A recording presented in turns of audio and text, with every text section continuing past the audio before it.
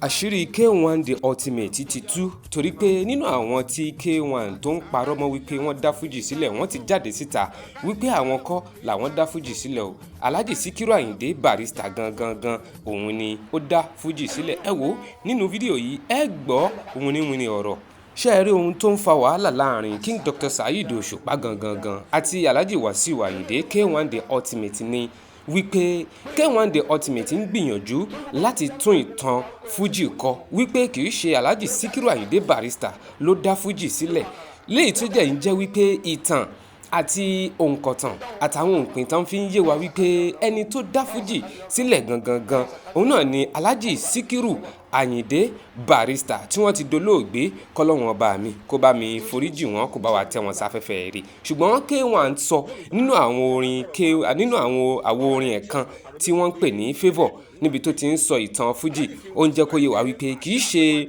Alhaji Sikiru Ayinde Barrister ló dá Fuji sílẹ̀ nínú àwọn tó sọ pé wọ́n ń kọ Fuji tí wọ́n jáde síta gbangba wípé Fuji kọ́ làwọn ń kọ wéré làwọn ń kọ ṣùgbọ́n ẹni tó ní Fuji gangan òun náà ni Alhaji Sikiru Ayinde Barrister.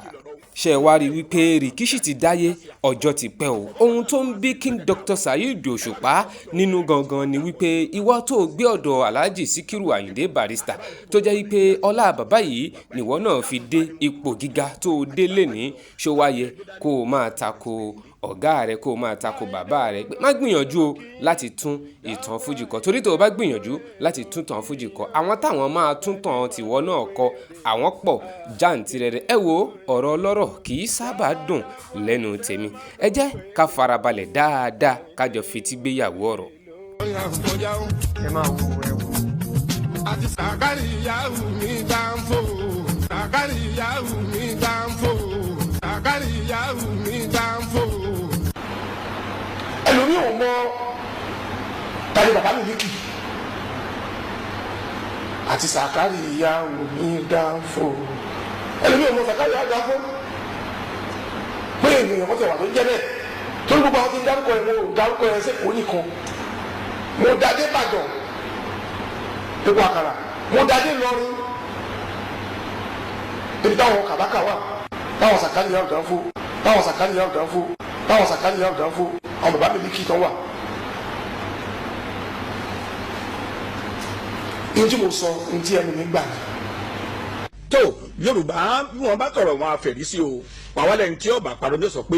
ẹlẹ́rìí òun wà lẹ́yìn odi Alhaji King Wasiu Ayinde Marshal K1 the ultimate inú àwọn rẹ́kọ̀dù kan tó pe àkọlé rẹ̀ ní favour àti ìfọ̀rọ̀jomi tó rọrọ̀ tá a mọ̀ sí interview tí wọ́n ṣe wọ́n fìdí ọ̀rọ̀ múlẹ̀ o pé olóògbé Dr. Sikiru Ayinde Barrister pé àwọn kọ́ ni wọ́n dá Fuji kalẹ̀ lára àwọn tó gbé wá sẹ́lẹ̀ rí nínú wọn náà làwa ti wá wọn kàn torí pé Yorùbá bọ̀ bákan méjì lọ́rọ̀ nínú kéèyàn wá àwíjàre àbí ká ṣe àfọ̀mọ́rọ̀ náà làwa ṣe lọ́jọ́ ká wá wọn kan ẹ bá mi ká lọ sọ́dọ̀ ẹlẹ́rìí tí wọ́n dákọ̀ nínú interview tí wọ́n ṣe àtàwọn rẹ́kọ̀dù tọ́gbẹ̀ ní fífọ́ ẹ bá mi kí gbogbo ọmọ Nàìjíríà àti ibi tátù wà káàkiri gbogbo àgbáyé ẹ dákun ta ni mo kò tí kiri orúkọ yín àti gbàgbà jùlọ àkílẹ̀ gbé dání látọ̀dún wọlé ti bẹ̀rẹ̀ eré. Ayinde olóyè ló kí Danfo Ayinde olóyè ló kí o àbọ̀bàdìmọ̀ ló péde Ayinde olóyè ló Saka Danfo Ayinde má ló ń péde o Ayinde olóyè ló kí. ẹ ti tètè mú mi dáná o torí pé n tí mo bá wá gangan lélẹ́yìí ó ṣàfihàn pé orin wéré ni tí a mọ̀ yín sí. ẹ dákun àwọn ni wọ́n kọrin wéré gan àti pọ́dún wo gẹ̀lẹ́ gan ti bẹ̀rẹ̀. mo ti bẹ̀rẹ̀ wéré ìdí ìsìn láti 1965 àwọn tá a tiẹ̀ bá wájú bí àwọn àkànbí bàbá olóbì ọlọ́run kò forí jẹun Alhaji Adisa Tadia Wàhábì Òkèlélè and Alhaji Bọ̀bọ̀ àwọn tí wọ́n jẹ́ àwọn àgbàlagbà nu tó ṣe pé bí challenge bá dé àwa ni wọ́n kó wọ́n select wa lọ sí challenge ńgbà yẹn àwọn tá a jọ jẹ́ Sàwáwù Alhaji Owó Saliu Kuntu Alhaji Isika Baka Alhaji Bàbá Miliki ọlọ́run kó forí jà wọn náà àti bẹ́ẹ̀ bẹ́ẹ̀ lọ gbogbo orú wọn báwọn lájọ wà tó ṣe pé ní. èyí nílùú lọ ní nípínlẹ̀ Kwara ń bí. ẹ dáfẹ́ ibi nìkan náà ti ń jí sàjájí lórí wọn. gbogbo ìlú tọ́lọ́n ti ní kí wọ́n máa gbààwẹ̀ ni wọ́n ti ń jí sáré. ọjà sí pé nìbàdàn lọ́yọ̀ọ́ níjẹ̀bú náà. kọ́dà àwọn Haúsá ń jí sáré. ẹlẹ́gbẹ̀ẹ́ bá ń dákú yẹn bíi méjì mẹ́ta lára wọn tí wọ́n. alẹ́kọ̀ọ́ gan Alhaji Sikiru Ayinde ọlọ́run kó bá foríjì wọn wọ́n ti ṣe wéréwéré kọ́lọ̀ tó wá di pò di Fuji Alhaji Kollington Alhaji lọ́fà sísì lágége gbogbo wọn pátápátá báyẹn. àwọn náà dúró wọn jí sáàrì tó Alhaji King Wasiu Ayinde K1 the ultimate nínú àwo rẹ́kọ̀dù tí wọ́n pè ní favour wọ́n kọ́ nínú ẹ̀wọ̀n ní olóògbé Dr. Sikiru Ayinde Barrister kọ́ lọ́dá fújì lẹ̀ kọ́dà wọ́n ṣe interview kan náà nínú àwọn ẹlẹ́rìí tí wọ́n wá ń dákọ ní Saka Danfo nílọrin ìdí àbálẹ̀ tá a ṣe ní kẹ́ ẹ bá wa ṣe àfọ̀mọ́ lórí ọ̀rọ̀ tí ń bẹ ńlẹ̀. Wasiu gan ọ̀jẹ́ sọ bẹ́ẹ̀ ebi 74 gan lòun gan náà gun stage tó di pé ọ̀dọ̀ Barrister ló wà tó ń bá Bari ṣe Bari gan lọ́gọ́ tọ́lọ́run fi gbéhùn náà débi tó dé lónìí kò tí ẹ̀ jẹ́ kò ń gàn jẹ́ sọ̀rọ̀ ẹ̀ pé kọ́ máa sọ̀rọ̀ ẹ̀. ẹ fìdí ọ̀rọ̀ múlẹ̀ pé olóògbé Dr. Sikiru Ayinde Barrister òun ló gbé fújì ló dá fújì lẹ̀ orin tó wò ni pé orin wéré ajísàrì kò lè òyìnbó lè understand gbogbo orú nǹkan báyẹn ọ wá wò pé kí làwọn lè pe kíní tí ó wọ worldwide ọ wá ní fújì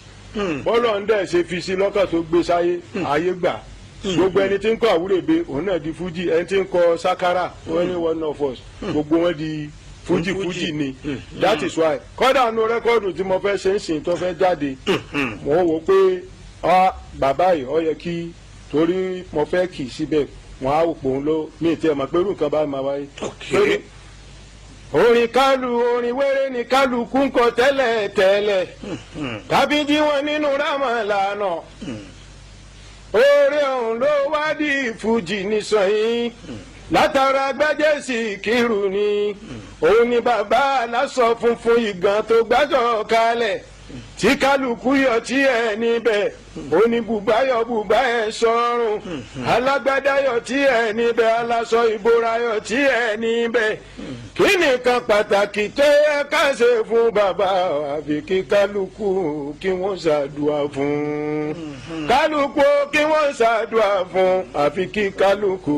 kí wọ́n ṣàdúrà fún. aṣọ funfun tí kálukú yọ tí ẹ níbẹ̀ fashion lóríṣiríṣi ni òun ni kálukú fi ti ẹ̀ràn ló jẹ́ kéré fújì pọ̀ lóríṣiríṣi tó fi ju gbogbo orin tó kù nílẹ̀ lọ gbogbo ẹ̀ látara Síkírù ni ẹ bá mi ṣe ṣàdánkàtà Àyìndé o Àyìndé gbìyànjú